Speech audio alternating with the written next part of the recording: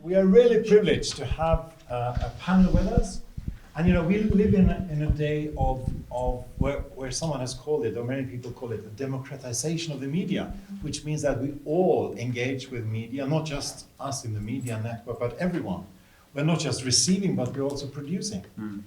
And part of the reason for that is this phenomenon called social media. And we'll have a conversation with our three esteemed guests here. Thank you so much. And looking forward to that. But maybe let's start from you and then move this way and just some sentences about who you are. We'll see two of you coming back as speakers, but maybe let's leave the microphone to you and say what your role when you're not at the Media Communicators Network. No, this is the only thing I do. Pays very well. Yeah, exactly, yeah. It's for, yeah.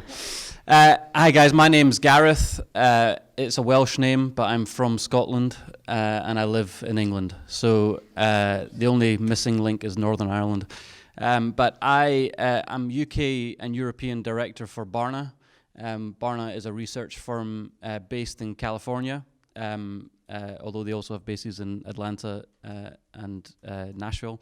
And our vision at Barna is the same as the tribe of Issachar in Chronicles, was to understand the times and know what to do. And so we want to resource the church with great research to be able to not just, in the UK we say put your finger in the air just to see, that doesn't make any sense I don't think, if to anyone else, so I won't go down that analogy. But anyway, but basically not trying to guess what's happening, but rather build strategy on research. I actually wear two hats, so as well as looking after Barna, my wife and I 10 years ago started a PR agency, and so we also work in PR, working with national media, local media, Christian media to help tell the story of the church and do it in a credible way. So I'm hoping that some of what I've picked up along the way will be helpful for this session. Hi, I'm Evie Rodemann from Germany, Hamburg, beautiful place. And I do various things, but I try to look at my life holistically. I do some parts in business, completely. Absolutely, working for the largest aluminium production in Germany, which is really odd, as I'm trained as a missionary and pastor, but it gives me amazing freedom and liberty and responsibility, really. And the other time, I have three passions, which is Europe, it's youth leaders, and it's young leaders. So I do a lot around these three passions, and whatever has to, helps the cause to reach a young generation in Europe. That's where I'm very passionate for. And so some of it is also then related to the Lausanne movement. So I'm on a global leadership team for the Young Leaders Generation. It's an initiative where we walk 10 years with lots of global young leaders. And in there, I'm responsible to try and gather people around different interests and also helping nations and regions to set up their own younger leaders gatherings. So that's what I do. Thank you very much. Yes. My name's Tim Baslin, and I am not European. And it's a real honor for me to be here and to learn. This is my first time to be here, and it's been incredible so far.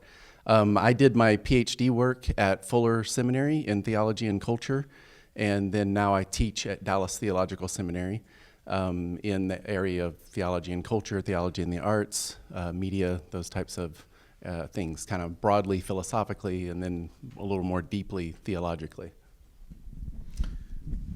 Well, let's use the microphone as we pass it by. Thanks a lot, all three of you. We are delighted to have you with us, and both Gareth and Tim will be speaking to us with your own topic sessions later on. We're looking forward to that. And we must have you another year, Evie.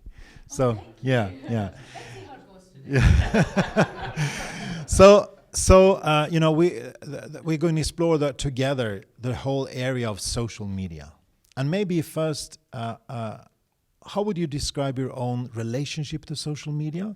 Is that a kind of a simple, complex, love-hate relationship? Is it something that is important to you, something that is not as important? Something about, a few words about how you, maybe Evie first? Yeah, I think for me it's a bit like the little stone, like a pebble, which you throw into the water and it creates some rings and some movement in the water. Where I think it is I love social media, and for me it is using that as a stepping stone or as a trying to be transparent with my life in various aspects, but then hoping that it causes some ripple effects, on the young ones I work with, the same as they have effects on me. But I have to say it took me, I had a social media manager in one of my conferences I was leading, and he hunted me like for 2 years. Where have you been? Why didn't you post? And so use that as a platform. And so I'm very passionate about using it, but I'm also suffering that I think as Christians we are not using it well enough and not spread enough. So I had this guy hunting me, so then it became a habit, and now I live out of that habit, out of that passion. Yeah. What do you say, Tim? Yeah, probably pretty love-hate with it. It's incredible how pervasive and universal it is in such a short time. Usually when a new technology is introduced, it takes a while to take over the world, but social media has not. It's just, so it's still very, very young. Like, we don't know what it is yet. We don't know, it's very immature. Our interactions with it are extremely immature. It has an incredible potential, but we don't know, I don't think we know what that is yet. So. And I think we'll have a possibility of coming back to those aspects in a minute. Gareth? Yeah, I think it's very similar. It's a love-hate relationship, but I think what I've tried to do over the last year particularly is because of what I do, I know what you should do with social media to be an effective user of social media, which is not helpful. And I think what I've tried to do personally is to actually use social media when I want to use social media rather than when you should use social media, because allowing me to drive the agenda rather than social media driving the agenda. And it might mean I don't get as many followers. I definitely don't get as many followers. But it means that I'm not constantly thinking about, oh my goodness, I haven't done a tweet today.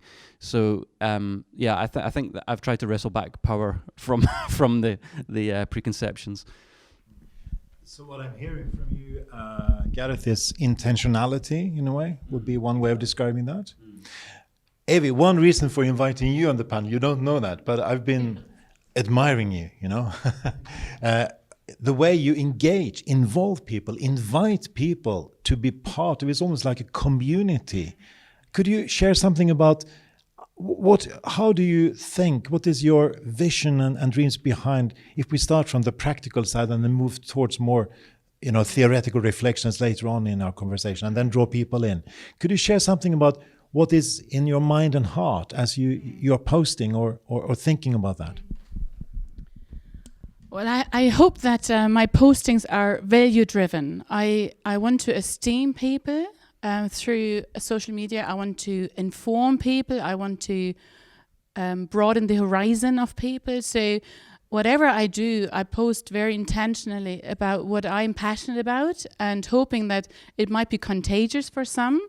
I'm using that to recruit, I'm using that to mobilize, to inform, all these different aspects. But for me, it's about engaging. So I have a policy that I try to, every day I congratulate people on their birthdays. Mostly that's my way of thinking of people and of deeply connecting with them. And so if I do that regularly, I also remember faces and names and so on, because I have a few hundred out there or more. But then also for me, it is how to, I want to have this, and I have lots of non-Christians as well, following me or, being part of my Facebook community. And so I try to have this level of, that they see me as a holistic person and that I'm also transparent in my weaknesses and failures maybe, but trying to engage and say there's something broader out there, something better or, something to taste. And so whenever I promote ministries or so, I always make sure that I hope that I'm kingdom reflective here and not selling my own products and selling my own kingdom. That's always a big struggle for me, but this is like my value there. If I just may follow up on that. I think something I've noticed is that you honor people when I think that's at least what I was reading from it. You meet someone like Ole Magnus Olasrud or someone like Dog Birdsall, or some of the people that you have learned from and want to honor, and that comes so clearly through. Is that a right impression? Exactly. Yeah. That's a value. Yeah.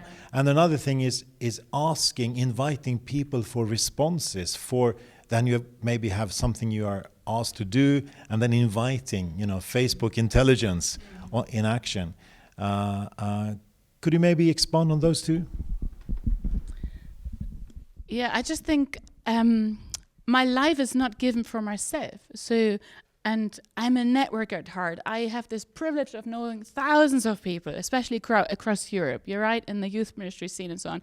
And I just think these are not my connections and they're not my kingdom. So I try very purposefully in saying, if I've learned from others have invested into me, I want to honor that, because I think it's also this intergenerational leadership I'm so passionate about. So how do I, honor another generation or even another person, a younger person, but saying that every one of them has a unique contribution. So how can I honor this? And I get the biggest thrill out of it when then people meet on my Facebook page and then connect because they have a similar ministry, or I have the chance of connecting others because I now know they have different things to add.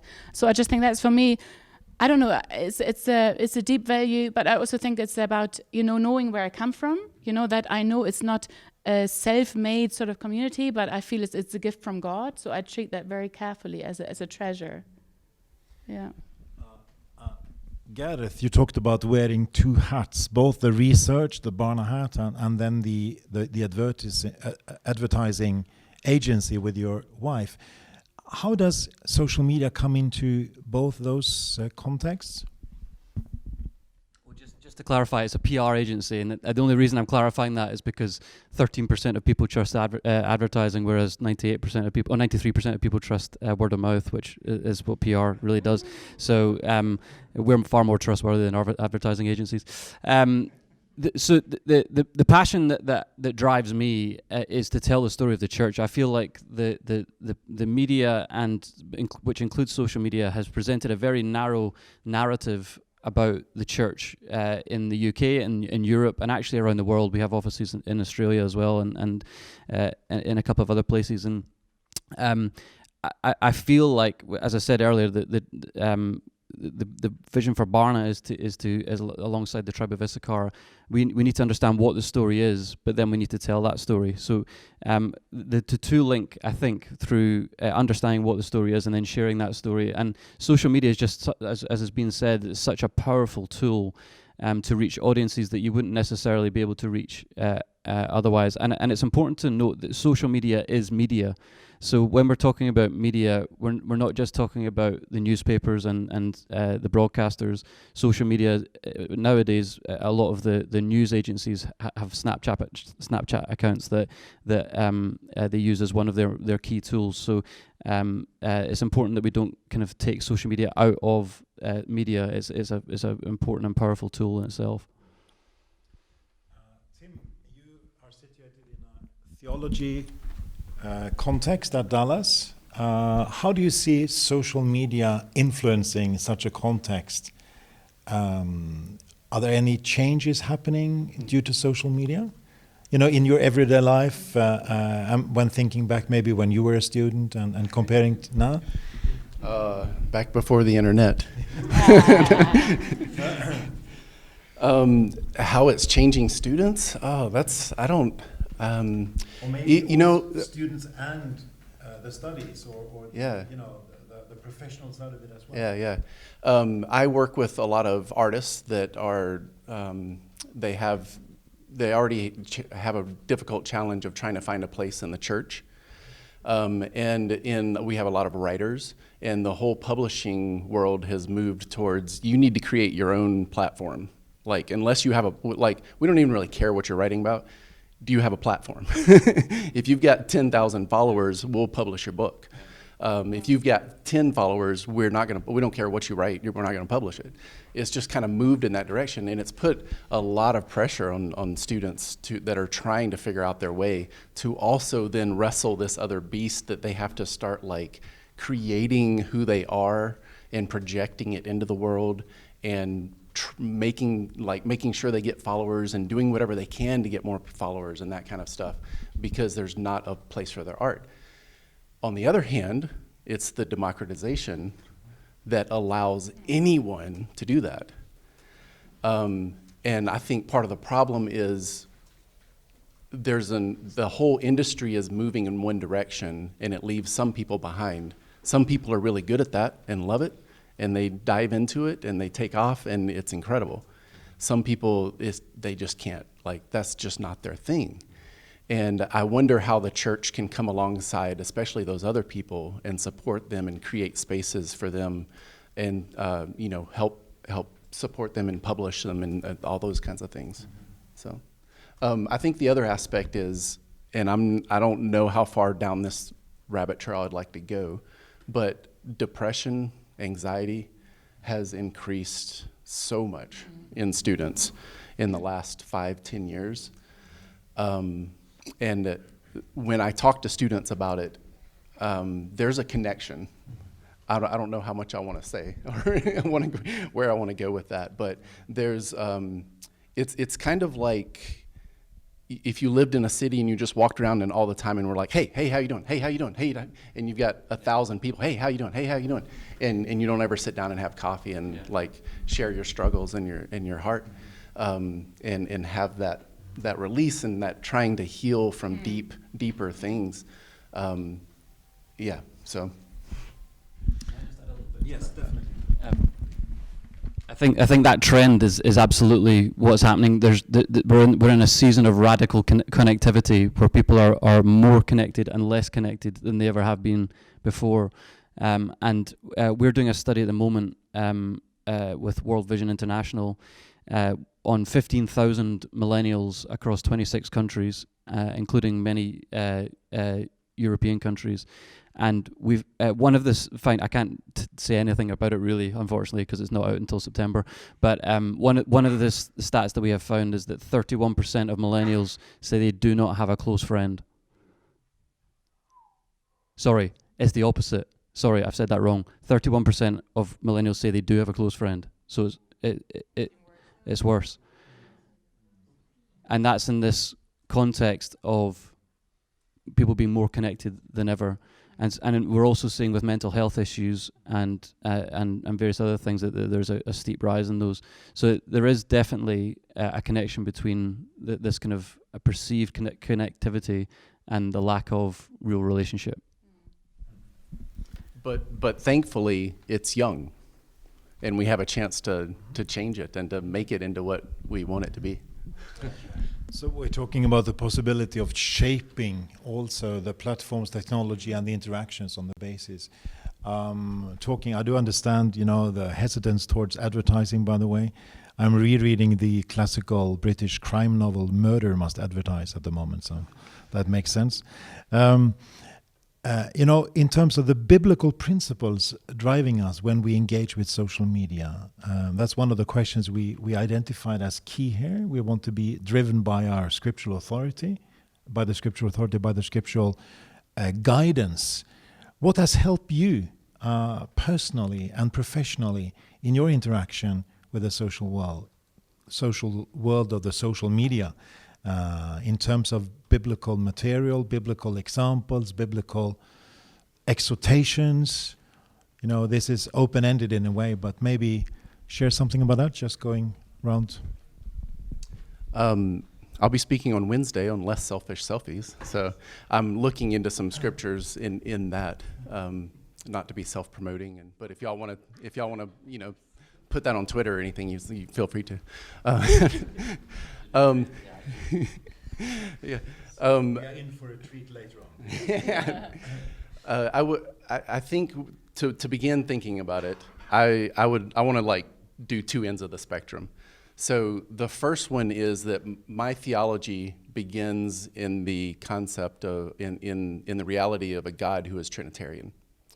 and that I believe we are created out of this overflow of love that is occurring within the love of the Trinity, this movement, and it overflows, and then we are created out of that.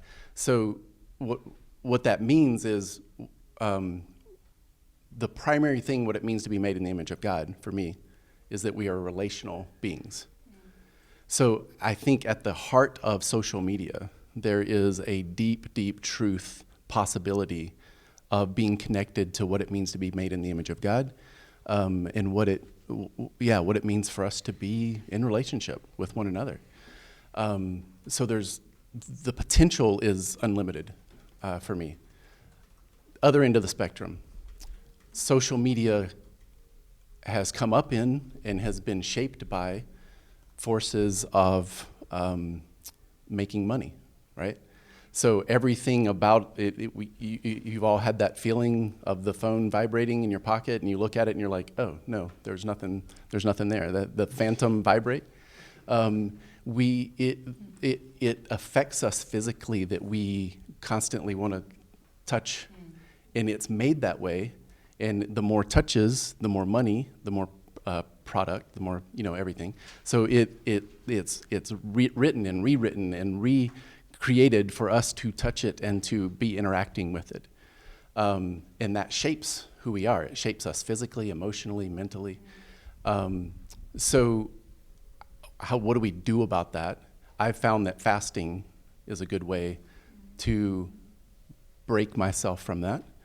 To have a space where I just set that aside. And so, I mean, a lot of people do this for Lent, right? They go off of Facebook and off of social media. They feel the need to like recenter themselves in some way. Because whenever there's great potential for good, there's also great potential for evil and pain and hurt. And so I think fasting is a way of pulling back from that.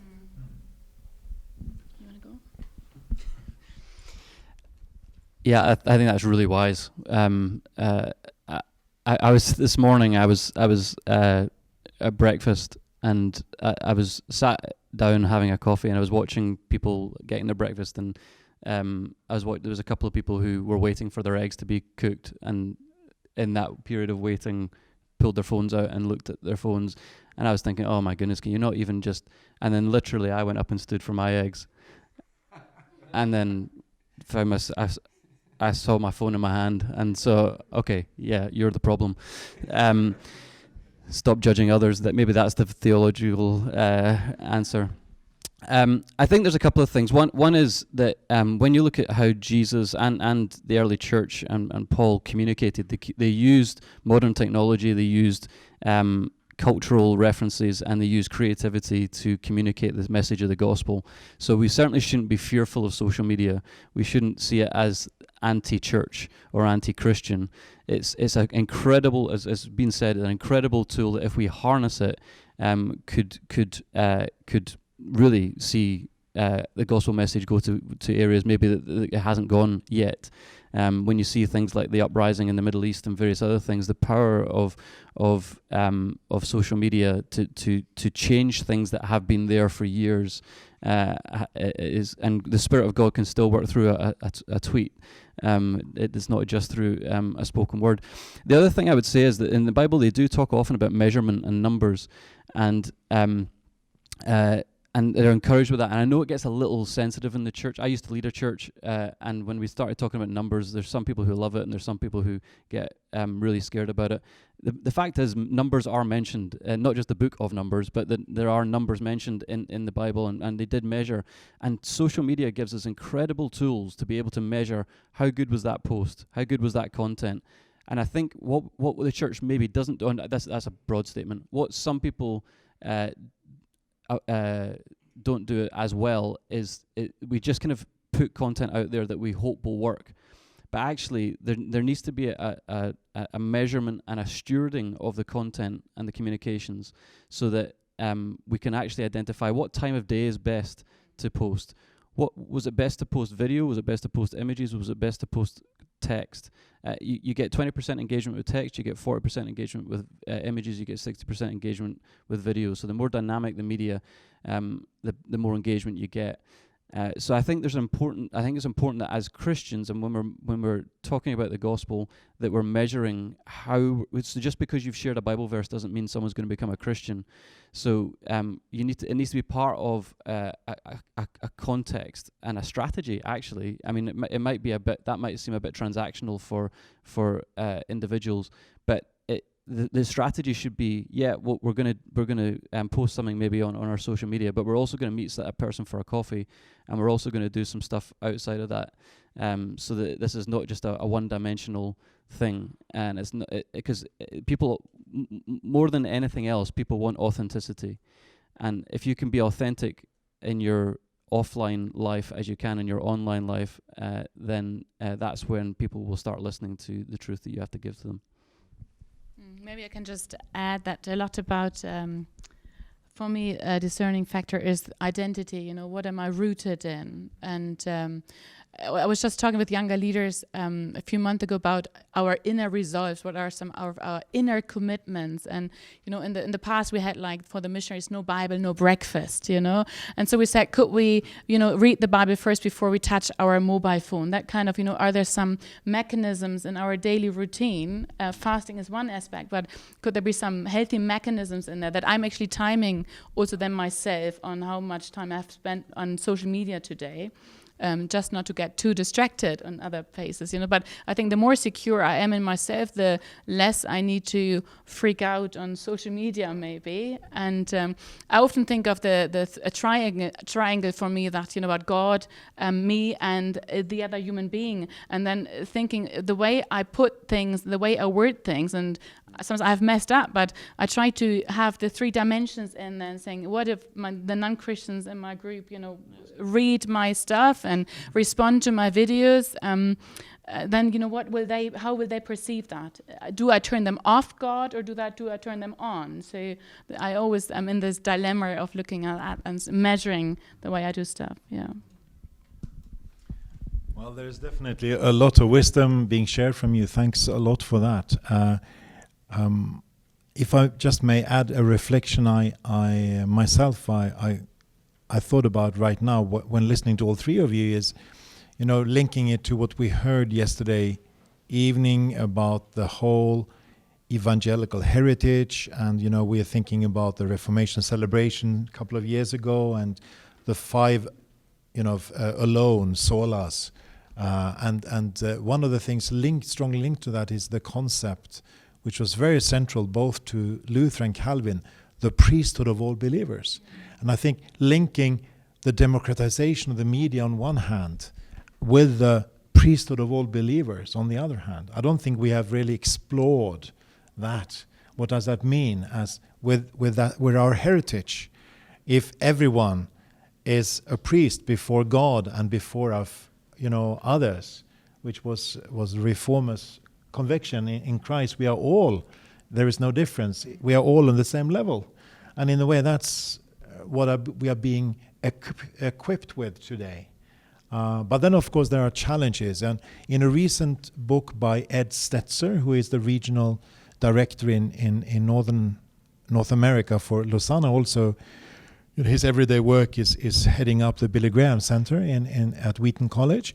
And he talks about mission in an age of outrage, that the technology sort of gives us, it sort of explodes things, exponentially, things are being grown out of proportion almost, and the fact that newspapers close down their commentary sections on Facebook and so on, there is something there.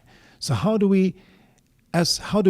can we train people in this area? Can we have sessions in our churches, on social media, on how to, the fruits of the Spirit, are they visible in the social media? Have you been thinking about along those terms?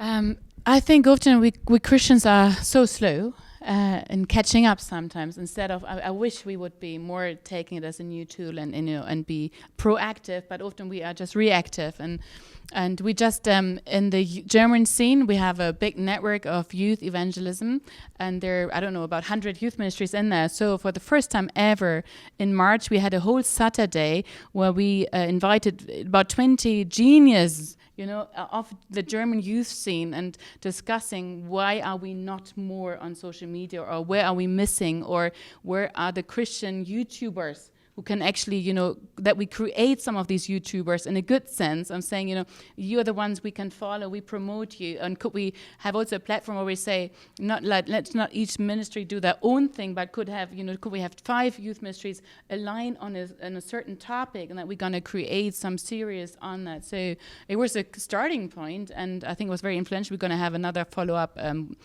day in the autumn. But I feel that we are very slow in discovering the trends and so on. So I just think I'm just suffering that we are not using social media as much as others are promoting their goods, their trends, and their religion even. And I think we are out there and we have amazing stuff to offer, and we are not daring. Often one of our Christian TV channels was doing a big thing. And he got 100,000, bashings and whatever. But we said, this is great because at first it creates traffic, and so traffic is good first, But then we had, you have to have facilitators. So we said, could we have joint facilitators who are online and then actually monitoring different comments, and saying also we have the right to delete some comments if we wanted to. If you're harming other people, then we delete you. So creating some kind of policy up there, I think that's just a starting point in Germany, but I'm very positive that we're getting somewhere, yeah. Gareth, any comments? Yeah, I mean, I think it's important that I suppose it's back to the authenticity thing, but there's some people who I know are Christians who I wouldn't necessarily know are Christians by viewing their face, and I'm not judging their theology. It's more, Twitter can be a very angry place, and sometimes it doesn't matter what faith you are, you're still angry, and I think that there's something to be said for how do we actually engage our brains and think practically about what does it mean for us to engage in social media in a humble way, in a loving way, and you might and in a way that doesn't mean that my identity is based on how many likes I've got for that post. Because I mean, we've all been. You might not admit this, but we've all been there where you've done a post and you haven't had a like, and you're like, oh, I'm going to delete that post because that doesn't look good if I don't have a like for that. And I've done it. I've probably done it in the last week. But I think there's something to be said that we maybe it's less about whether people like our posts, and maybe it's more about how we engage with other people's content and encourage them in that, because the fruits of the Spirit are really important. I won't go on for ages, but last year we handed over leadership of a church in the UK. We were doing the business and the church alongside each other, and pastoring a church is very difficult in a world of social media, because you can see people how they are on Sundays, but you can now see how people are Monday, Tuesday, Wednesday, Thursday, Friday, and some of the things that we were seeing for the people in the church, what they were doing, what they were saying, how they were interacting with other people, what they were posting, pictures of themselves they were posting. It was like, whoa, how do we do this? But I've got a friend in the south of England who they have actually used social media and digitization as their key strategic tool for church growth. So they've found that people on average view their services online 3 weeks before they actually visit physically in a church. So they employ I think they volunteer 25 online pastors who deal with issues that are coming up with the people who are watching. They have about 300 people in their church on a Sunday and about 300 people to 400 people online. So they would say their church is 700 people. And so I think that whilst obviously being together, being in community is very important, we need to embrace the developments and to see how do we best pastor people and take them on a journey of discipleship. Tim? Yeah, I think those are really good questions, and I think we just need to start doing it and talking about it. And the fact that you've come to this forum, when you go back to your churches and your places, you're now an expert in this. I mean, you're going to know more than most people have thought about it and thought about it theologically or any kind of. So just beginning a conversation and encouraging people, let's talk about social media. Let's not just be afraid of it. Let's think about ways we can do positive things with it. I really liked what you said about the understanding it as a triangle. And if y'all notice Trinity, 3 sides, triangle, I mean, you've got the same sort of movement going on that it's relational. And its purpose is for us to be in relationship with others and us to be in relationship with God and to be moving this back. And it doesn't have to go one direction. It can go back and forth in this way and that way, you know, we can learn. I mean, God can be speaking to those people and then we can learn from them and, it can go any direction. But having that as just a base, when I think about social media and what I'm going to post, I'm thinking in a triangle that is based in the Trinity, that is true to the cosmic nature of the world and the way it's created and how we're created and who we are and what we're supposed to be and become. And we're inviting people into that just by doing it. I get a sense of wonder here. You know, there is something beautiful going on. We're talking about it, that we want to honor people, want to lift up people. We want it to be life affirming, but also truth affirming, also about the things in life that is worth challenging in our own lives and other people's lives. So thanks a lot for sharing. I think we will open up for a conversation with maybe, hopefully, some of you have been thinking about, this is a question I would like to say or to pose, or maybe a comment or a reflection. We all have a lot of experience in this area. And while you're thinking about possible things you would like to contribute, maybe on a practical note, what kind of platforms are you most sort of at home with on a very practical term? We mentioned Facebook, Twitter as 2 things. Are there other platforms that you would engage with, or would those be the primary ones? Maybe a practical round while people are thinking. I think it depends how old you are. If you're old, use Facebook. So the fastest growing demographic on Facebook is 55 to 65-year-old women. So what we shouldn't think, and I'm sure no one in this room thinks this, is that social media is for young people. That's just maybe 10 years ago, but we're way past that. And also, social media is not the next thing. So Facebook is great for kind of building community, for promoting events, for promoting organizations, that type of thing. Twitter, I find, this is just personal, this is not necessarily based on theory, but Twitter I found is good for news and for engaging with journalists and engaging with thought leaders as well. My preference is actually Instagram. I'm just a very simple man and just like photos. But Facebook has become something that I'm not really engaging with anymore. And Snapchat, I once downloaded Snapchat. And then within about 3 or 4 seconds deleted it because I had no idea what to do. So I'm not an expert on Snapchat, but I'm sure there are people in the room who can speak to that. LinkedIn, I think, is very helpful from a professional, but it's not just about getting jobs. It's about actually, if you want to present you or your organization as a thought leader, it's a very helpful tool. And obviously YouTube is actually, I think, the biggest search engine in the world. I think more people search for things on YouTube than they do on Google.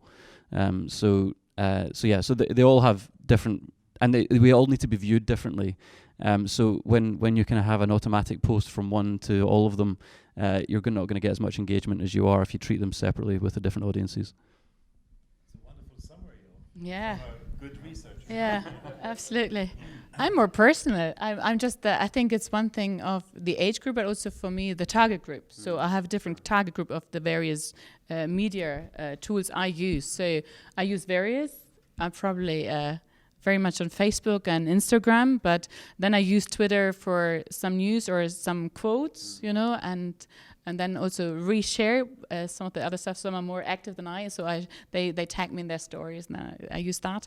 I do a blog. So for some of my elements, the things I'm passionate about, when I write a bit, then I use that as used on my blog, and sometimes I repost it on some of the social media when I think that might be fitting a certain group. Yeah. Yeah, I don't really have anything to add to that. I just it just depends on what mood I'm in, which one I open up.